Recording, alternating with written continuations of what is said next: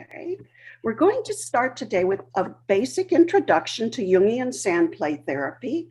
It's a great passion of mine, and I'm a highly creative person, and I get bored with things easily because there's nothing new happening. But with Jungian Sandplay, I'm always on the edge of my chair because essentially the psyche is boundless.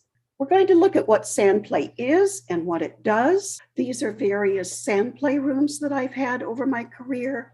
I'm currently not practicing, but I do continue to consult and teach. Sandplay is essentially a nonverbal play therapy.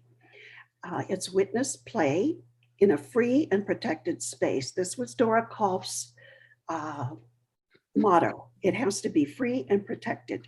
If one is to change, we have to feel completely free so the psyche can do what it needs to do, guided by the central archetype of the personality, the self, according to Carl Jung, and we must be completely protected. We have to be safe. It's used with children and adults. Now, it was originally designed to work with kids, but then we started working with some parents and found out it was excellent for adults as well. This is the largest Sandplay room I had. We have a tray that's wet. You can put water in that one, and we have a dry tray, so people get to choose which one they want to use. And then we have this collection, and I always warn my students that the Sandplay collection is a disease. I call it Sandplay envy disorder. You see someone else's figures and you start to drool and say, well, I have to have that. I have to have it. And in my case, the Sandplay disorder is early onset and chronic because you don't need 30 turtles. But when you see another one that's very nice, you tend to want that turtle. So it gets quite extensive. But there's a lot of our soul invested in the Sandplay figures. And that's why I pass them on to other Sandplay therapists so they continue to be used. But there's a place in my heart that misses them. Here we have them organized. Here we have wild animals, water animals, reptiles. Down here we have some ancient animals, boats, farm animals, and so on. This is the dry sand tray. This was the tiniest office I ever had. It all works, doesn't matter. Here's the wet sand tray. It's just damp, and you can sculpt it and so on. When I'm introducing Sandplay to clients, to children, I've met with the parents before to form a relationship with them. I've done a thorough history. And when the parents bring the child in for the first time, I tell them about Sandplay. And I tell them that I'm a doctor, but not a shock doctor. And I'm a doctor that helps kids with their worries because we all have worries, don't we? And they all go like this. Yeah, we do. So I say, let me show you this. And I take them to the sand trays and I say, we have a wet one and a dry one. And I'm putting my hands in and I'm telling them you can feel it. If you scrape the sand away, you'll see it has a blue bottom. So you can make a lake or a design. And then we have all these figures. You can use whatever you like to make your own little world in here. You'll know when you're done.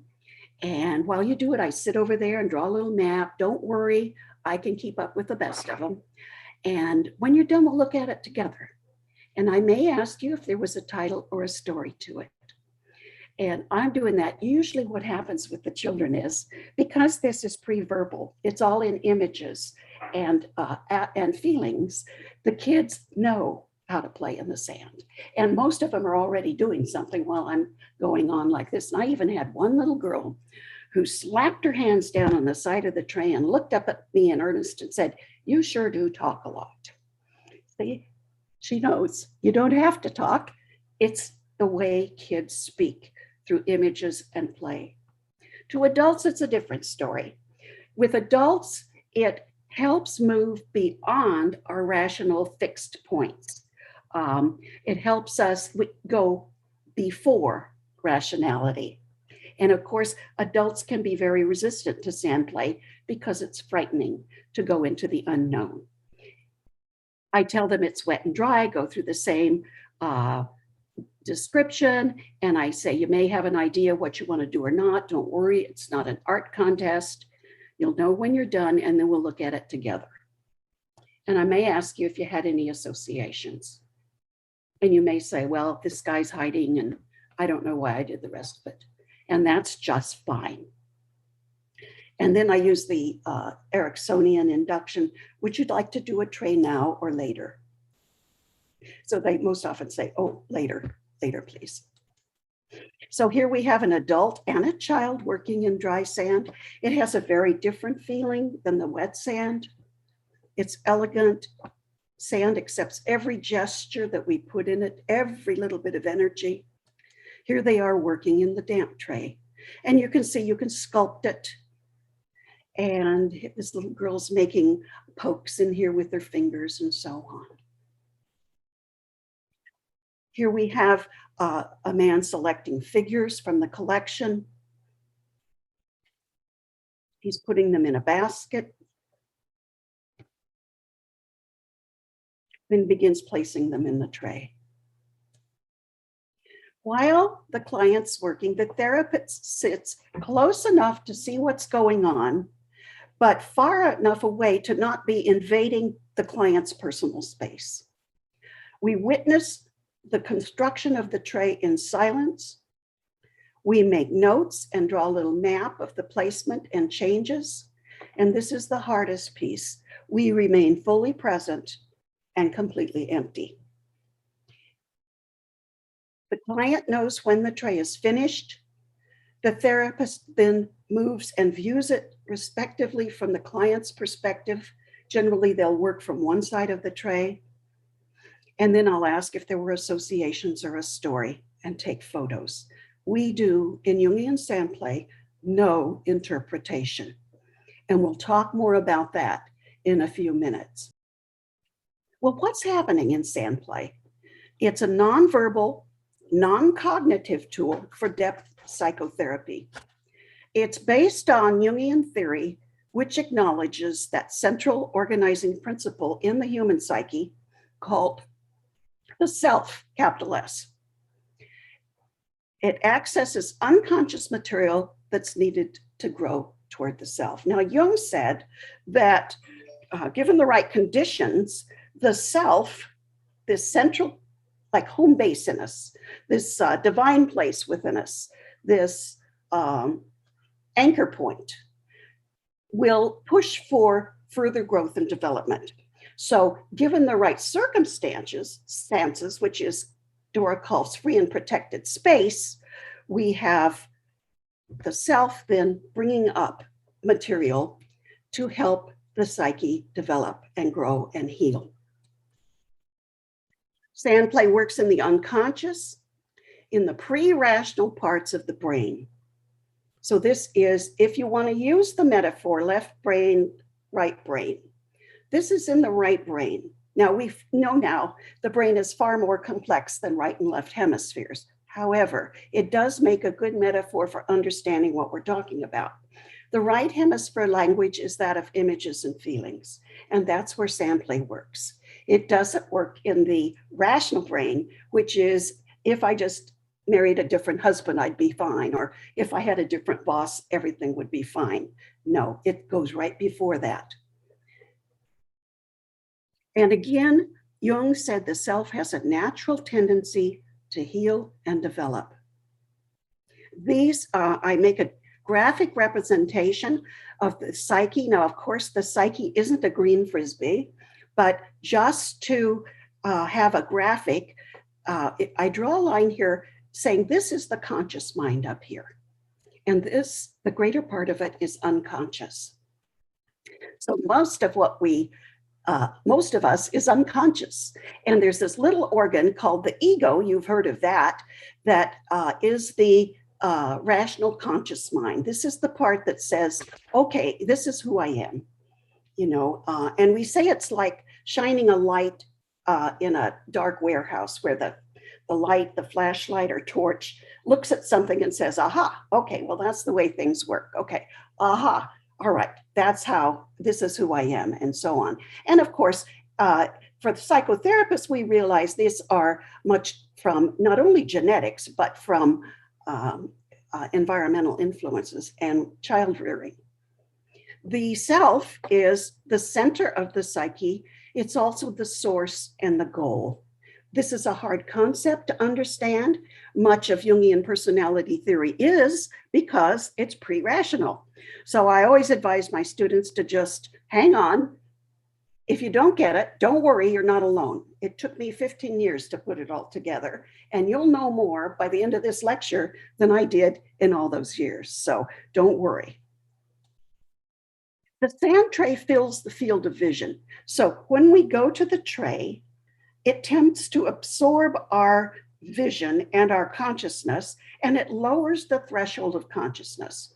So we enter that trance-like state, or what I call the play frame. This is the liminal place where the soul works. This is just softer than rationality. And after a while, the client very quickly forgets that the therapist is even there. This we call the collection. It contains all parts of life and fantasy. And as I said, it doesn't need to be as big as this one, but we have people from the cultures that the therapist works in, and people from different cultures as well. Household furnishings, what I call architecture, buildings, bridges, fences, and so on.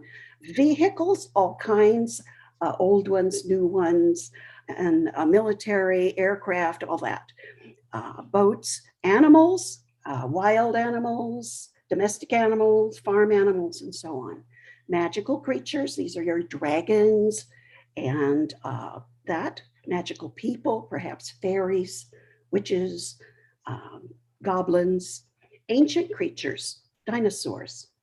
And then what we call archetypal forms. These are basic forms. They're more metaphysical in content, like a sphere, for example, is a metaphysical form. It could be carrying energies of the wholeness or of the heavens, we don't know. And then the cube, carrying energies of the earth and groundedness. We have shadow and death figures, and we have religious and spiritual figures from around the world.